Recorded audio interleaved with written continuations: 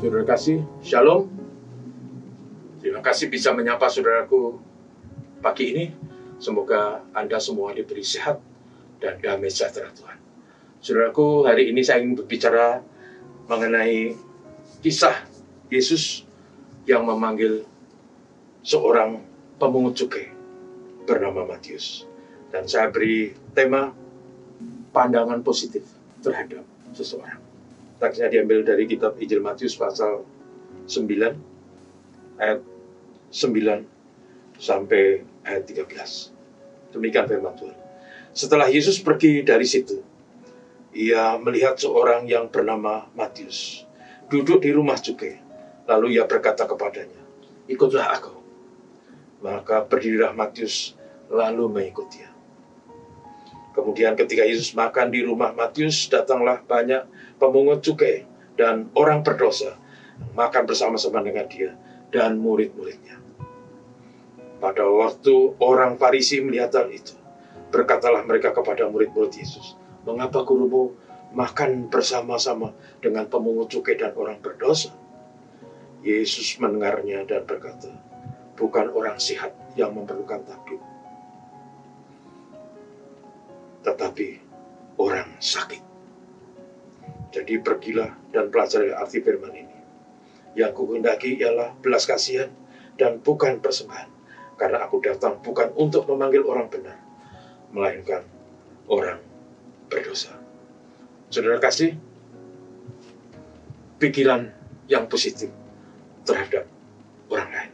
Dalam kisah ini sekali lagi kita bertemu dengan Yesus yang pada waktu itu dia melihat seorang pemungut cukai bernama Matius sedang duduk di rumah cukai. Lalu berkatalah Tuhan Yesus kepadanya, "Ikutlah aku." Yang luar biasa adalah Matius langsung berdiri dan mengikut Yesus. Matius, saudara, dalam sudut pandang orang Yahudi, terutama orang Farisi yang tadi kita baca, adalah seorang yang dianggap pengkhianat bangsa. Karena Matius adalah pegawai atau pemungut cukai, semacam pemungut pajak untuk kepentingan penjajah.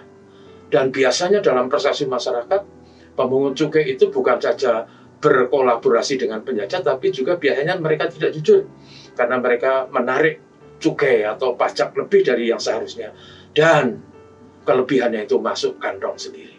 Sehingga persepsi terhadap orang seperti Matius selalu dianggap orang berdosa, orang yang harus dijauhi. Karena itu, saudaraku, yang menarik adalah pada waktu Yesus memanggil Matius itu, ternyata persepsi itu tidak benar. Matius pada waktu dipanggil Yesus untuk mengikut dia langsung berdiri, tinggalkan rumah cukai. Artinya Matius bukan orang seperti yang dipikirkan orang banyak oleh orang Farisi. Dia tidaklah seorang yang hanya mengejar dunia, mencari uang. Dia bukanlah orang yang suka korupsi. Dia bukanlah orang yang abai agama. Pada waktu dia mendengar kata Yesus, dia langsung berdiri, tinggalkan semuanya.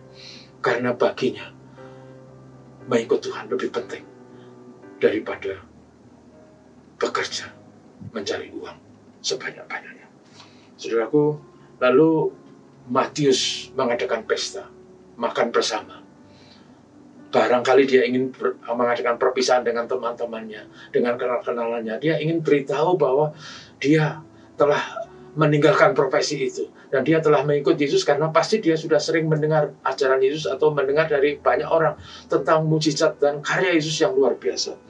Dan yang luar biasa, orang-orang Farisi kemudian menuduh Yesus.